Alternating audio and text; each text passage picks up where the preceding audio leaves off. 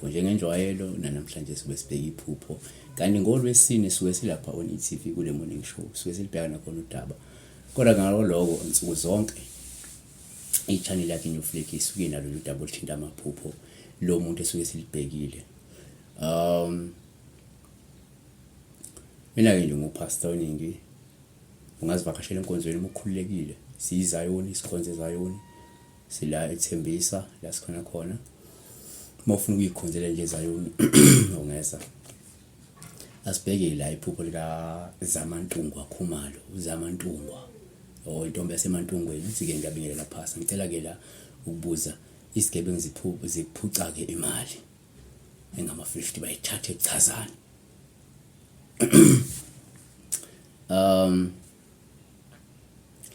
ake sithi ngamabomu uma uphupho ubanjwa lenkunzi uphawu lubi ngoba ke into esingayisho ukuthi lisho ukuthi lindele ukuthi ke ngenze kuzobhekana nenkinga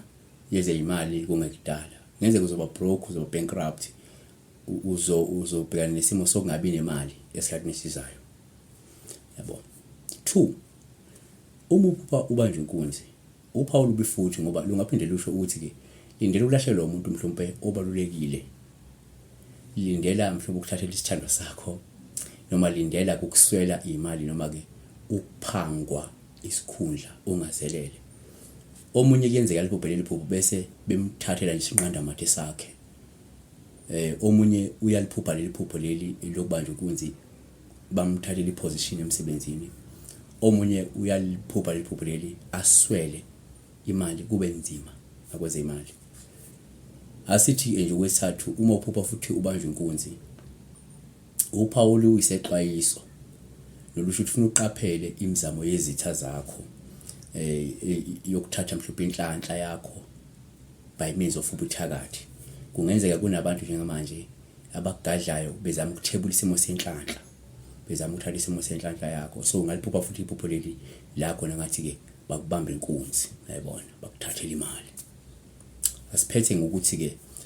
uma ubanjwa inkunzi ke upha kwesisikhathi olungasho nje ukuthi uzobhekana nesikhathi sokuntula amandla okufeza izidingo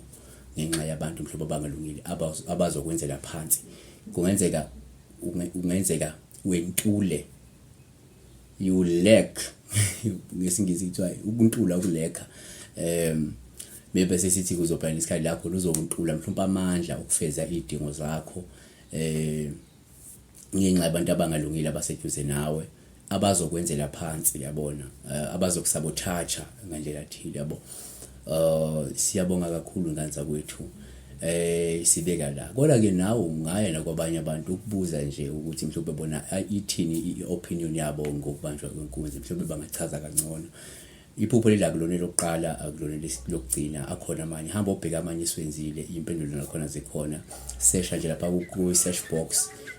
iphupho leli type into oyifunayo ayizovela kwi-channel enkulu ufika